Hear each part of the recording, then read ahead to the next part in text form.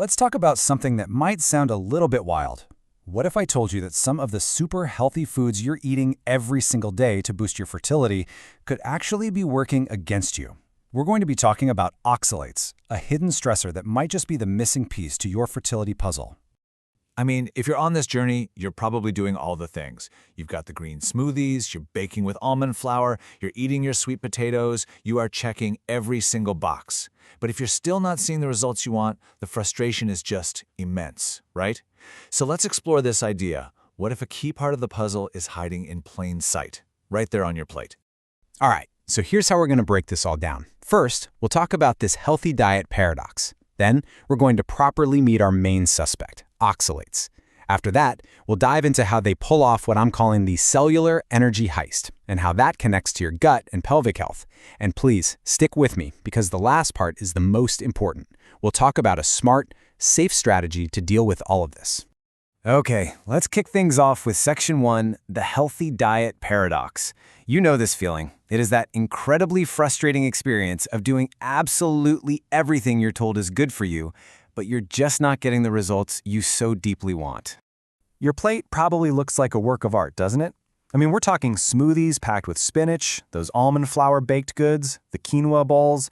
It's supposed to be the perfect fertility diet. But for some of us, especially if there's some underlying inflammation or just a more sensitive system, this perfect diet might actually be missing the mark. And that gap, that space between all your effort and the results, that's exactly what we're digging into today. So, what on earth could be causing this paradox? Well, let's properly introduce the main character of our story today, a compound called oxalates.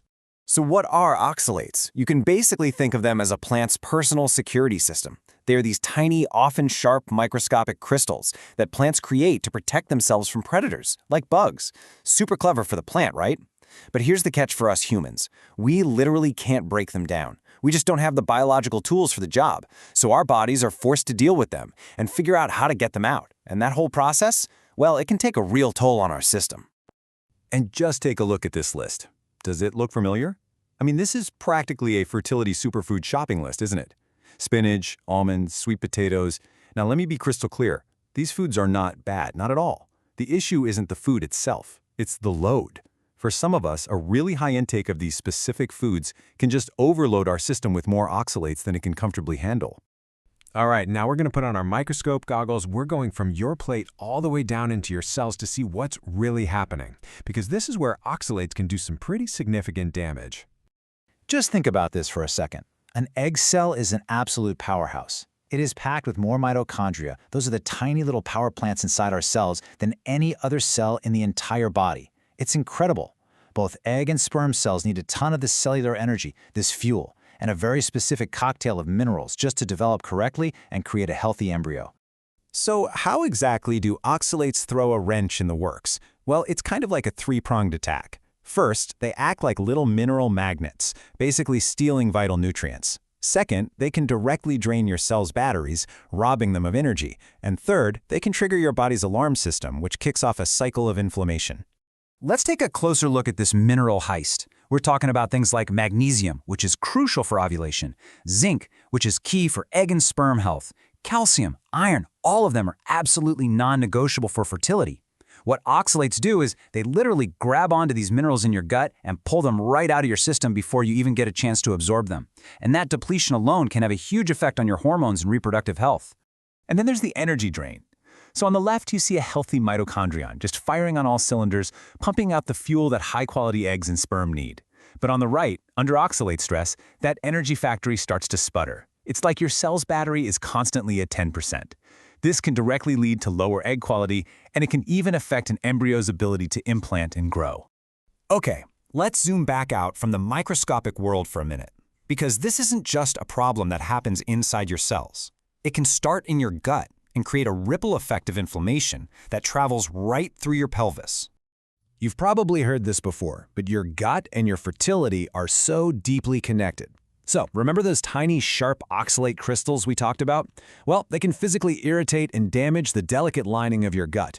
This can contribute to what's often called leaky gut, letting things into your bloodstream that shouldn't be there.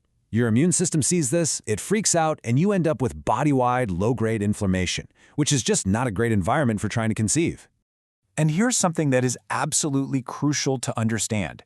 Your pelvic organs, your gut, your bladder, your uterus, your ovaries, they're all next-door neighbors. They share the same immune neighborhood.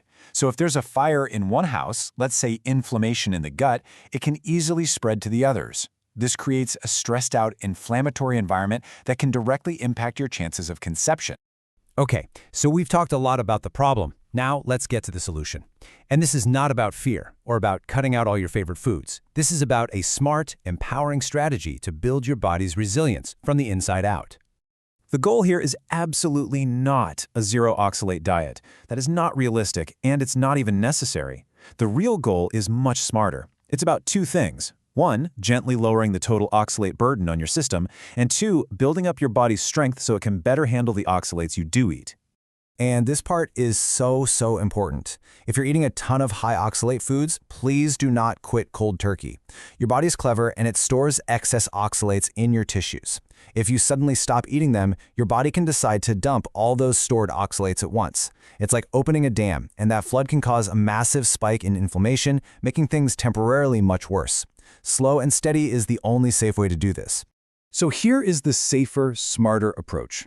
The mantra is support first. Before you take anything away, you add support.